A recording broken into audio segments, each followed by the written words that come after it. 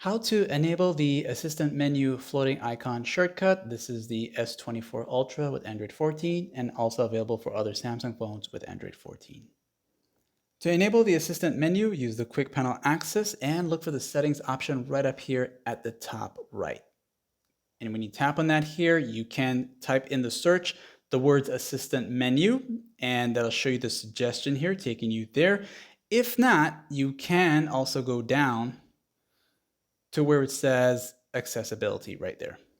And when you're here now, go to interaction and dexterity right there, okay? So this is if you just feel lazy and you don't want to type, okay? I understand. Then you'll tap on the words here. Don't turn it on from here because you want to go into it and see what's available here for you. So turn that on. Of course, you need to allow it. You'll notice the floating icon as you turn it on for the first time here. Tap on that. That's going to pop up right there, and tapping away would close it out, okay? So to set what's in there, go here and you'll see these right here, okay? So you can go ahead and kind of like take away something. So the one that's up there is what's there already. And then you can add something else from down here. You can also rearrange the order that they are in the menu itself, okay? And then you can just back out of here. You also got select apps to show contextual menus with these particular apps. So it's going to just simply apply to what's available for these apps. So you can turn it on. These are all Samsung apps.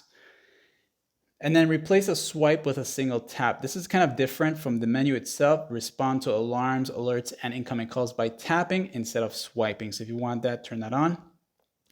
And then assistant menu shortcut. So you're wondering, okay, your shortcut is on, but you can also come here now, and this is going to give you access to the shortcut to enable it from wherever you are. So maybe you don't want this on your screen all the time, but you can have a shortcut here to access it at all the time. So maybe you can have this guy here instead to enable your shortcut. Notice how that disappeared, and it's going to turn on there. And also if you want it to appear in a different way, maybe you're using the navigation gestures, or you just want to use your physical keys to access it here. You can use the side and volume up, or holding down the volume up and down keys for 3 seconds to access it, okay? And you can just choose whichever one you feel comfortable with, okay? And of course, if you don't like it, you can just turn it off. It's up to you, okay? Now you got the size of the icon here, which is this guy here. So small makes it, I'll show you here closely, okay? So you got small, and then medium makes it this big, and then large, okay?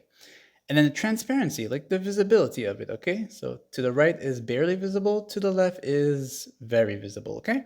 And then if you don't want this thing always on your screen, you can have it set to the edge of your display when you're not using it. Look at right there, and then you can just tap on it and it'll open up for you, okay?